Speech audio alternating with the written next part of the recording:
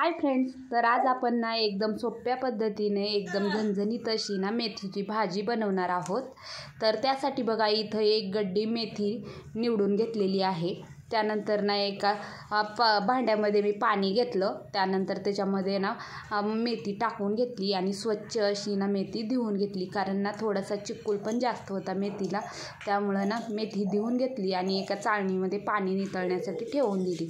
त्यानंतर बघा लगेचच सोबत ना एक 4 मिरच्या घेतलेल्या आहेत, सोबतच कोथिंबीर घेतली आहे आणि एक 10-12 पाकळ्या लसूण घेतला आहे।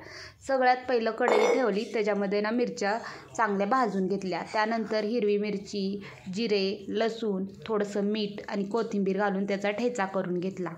सोबतच लगे आता ना त्याच कढईमध्ये 2 चमचे तेल घातले, तेल गरम होऊ दिलं। त्यानंतर त्याच्यामध्ये ना 1 चमचा ना जिरे घालून घेतलेले आहेत, जिरे चांगले तडतडू दिले। त्यानंतर याच्यामध्ये लगेचच 1 चमचा ना मोहरी घालून घेतली।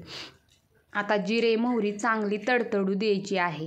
आता बघू शकता जिरे मोहरी चांगली तडतडली की त्याच्यामध्ये ना 5-6 पाकळ्या लसूण वाटून घातलेला आहे। तर आता लसूण घातला आणि लसणाचा कच्चा वास जाईपर्यंत ना छान असं ना परतवून घ्यायचं आहे। लसूण छान असा परतला गेलेला आहे, बघू शकता। त्यानंतर आता याच्यामध्ये ना हिरव्या मिरचीचा ठेचा घालून घ्यायचा आहे। तर तुम्ही ना इथं हिरव्या मिरच्या न भाजताही याचा ठेचा करू शकता, पण ना मी थोडंसं भाजून घेतलेला होता। त्यानंतर ना चांगलं असं ठेचा घालून झाल्यानंतर परतवून घेतलं। त्यानंतर मेथी घालून घ्यायची आहे। आता मेथी घालून झालेली आहे। आता मेथी घालून झाल्यानंतर बघा 1-2 मिनटं ना छान मेथी ना परतवून घ्यायची आहे। आता बघू शकता मेथी परतवून झालेली आहे।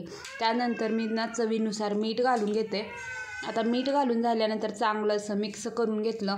त्यानंतर ना 1-2-3 चमचे होईल इतकं ना भाजलेले शेंगदाण्याचं कूट घालायचं आहे। आता कूट घालून झाल्यानंतर चांगलं असं मिक्स करून घेऊया। आता शेंगदाण्याचं कूट तुम्हाला आवडत असेल तर घाला, नाही आवडत असेल नाही घातलं तरी चालेल।